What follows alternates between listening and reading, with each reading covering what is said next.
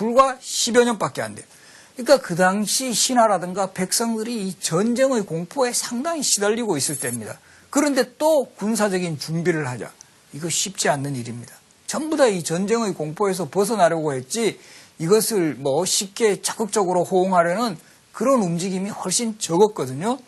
오히려 그 당시에 그 민간에서는 박시전과 같은 소설은 널리 유행해요. 현실적으로는 전쟁에 패배했지만 소설이라는 가상의 공간에서나마 이 특히 박씨라는 여성 주인공이 등장해가지고 마음대로 이 오랑캐들을 유린하는 그런 소설이 이제 민간의 의식 속에서는 성장을 했지만 결과적으로 이것은 그야말로 소설일 뿐 현실 세계에서 군사적으로 저 거대 강국 청나라를 이긴다라는 것은 너무 이제 그 실현 불가능한 거의 그런 목표였습니다. 그러니까 벌써 지식인층에서도 회의가 들어요. 대표적으로 효종이 북벌의 전도사로 삼았던 그 송시열 같은 인물도 우선 외양 밖으로 적을 이제 물리치는 것보다는 내수 안으로 우리 체제를 정비하는 것이 우선이다라는 이런 입장을 보이거든요. 그러니까 이 효종 같은 경우도 효종은 정말 자신이 왕위에 오른 그 명분도 북벌이었기 때문에 그렇게 적극적으로 추진하려고 했지만 뒤를 받쳐주는 이런 세력들이 거의 없었습니다. 거기에다가 수시로 청나라의 군사 감시단이 자꾸 조선을 방문을 해가지고 이런 동향들을 살핍니다.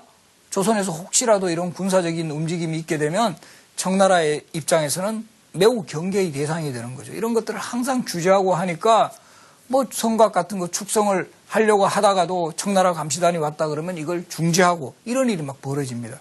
실제 이 1637년에 맺은 정축화약의 그 조약 내용 중에 하나도 새로운 성을 쌓거나 뭐 이렇게 개축하지 말 것 이런 규정까지도 들어있었는 거예요. 철저하게 조선을 군사적으로 무력화시키려는 또 청나라의 움직임 이런 것이 가미되면서 효종의 북벌이라는 것은 그야말로 이제 거의 명분, 구호로만 그치고 그 실체가 정말 이제 청나라를 정벌할 만큼 아주 우세하지는 못했다. 이렇게 정리를 할 수가 있습니다. 그래서 사실은 조선왕조실록, 특히 효종실록 기록을 보더라도요, 의외로 북벌이라는 내용이 거의 나오지 않아요. 오히려 북벌이라는 키워드 한번 조선왕조실록에 쳐보세요. 효종 때보다는 오히려 숙종 때 더 많이 나와요. 숙종 때 오히려 당시 이제 명나라 조금 잔당이라고 할 수 있는 오상계라는 인물이 주도돼가지고 이 청에 대해서 반기를 드는 이런 시점하고 맞물리면서 숙종 초반에 윤휴라는 사람이 중심이 되어가지고 채찰부를 설치한다라든가 또 여러 가지 군사 무기 같은 것을 확보해가 북벌을 추진하려는 움직임이 이때 조금 있었지 실제 효종 때는 군사력으로 북벌을 하는 움직임은 거의 없었다. 그리고 실제 효종실록 같은 경우보다는 문집에서 북벌에 대한 내용이 더 많이 나와요.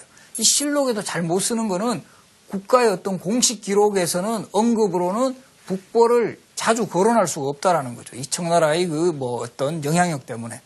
그래서 대표적으로 이 효종이 북벌의 전도사로 믿었던 송시열과 주고받은 대하 같은 데서 이 북벌이 구체화되는 그런 장면이 나와요. 그래서 1659년 3월 이 효종이 송시열과 나눈 대화 중에는 우리가 정말 이 10년 동안 군사를 길러서 10만 대군을 이끌고 저 만주 지역을 정벌을 하자. 그러면서 또 이 되게 감동적인 장면인데요. 효종이 그 만주 지역을 이 누빌 때 이 추운 날 입을 수 있는 단비 가죽옷을 송시열에게 하사를 했다고 합니다. 그 정도로 이런 효종의 북벌의 그야말로 의지는 있었지만 그 자체 실력은 뒷받침되지 않는 이런 상태였기 때문에 효종의 북벌은 고독한 북벌이 될 수밖에 없었습니다. 그리고 심지어는 이런 일까지 있었습니다. 효종이 청나라를 정벌하기 위해서 적극적으로 북벌을 추진하는 그런 과정에 있는 상황에서 오히려 청나라에서 러시아, 그 당시 또 청나라는 이 국경을 여러 지역으로 이제 확대해 나가는 과정에서 이 러시아하고 국경 분쟁이 많이 일어났어요. 그래서 러시아를 정벌하기 위해서 우리가 필요하니까 조선이 군사적으로 좀 원조를 해라 이렇게 돼가지고 이 청나라의 요구에 응해서 조선의 군사들, 특히 조선에서는 포수들이 좀 잘 샀다 그래요. 이렇게 총이나 이렇게 대포를 쏘는 그런 포수들 수백 명이 차출이 되어가지고 러시아 정벌에 나섰던 사건, 이것을 우리가 나선 정벌이라고 합니다. 그래서 1654년, 1658년 두 차례에 걸쳐가지고 이런 나선 정벌이 이루어졌던 것은 상당히 정말 이건 해프닝이죠. 저 청나라 정벌하기 위해서 여러 군사 무기도 이제 확보하고 군사력 양성하고 있는 마당에 이 공격 대상이 청나라가 되는 게 아니라 청나라가 요구하는 대로 러시아 정벌에 나서는 이런 정말 해프닝이라고 하면 할 수 있는 거죠. 이런 사건이 벌어지기도 했던 게 바로 효종 때였습니다.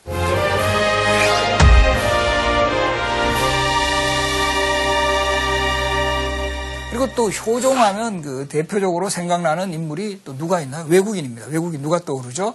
우리 하멜이라는 인물이 1653년에 이제 조선 땅에 표류를 해온 거죠. 이 제주도 지역에 결국 표류를 했습니다.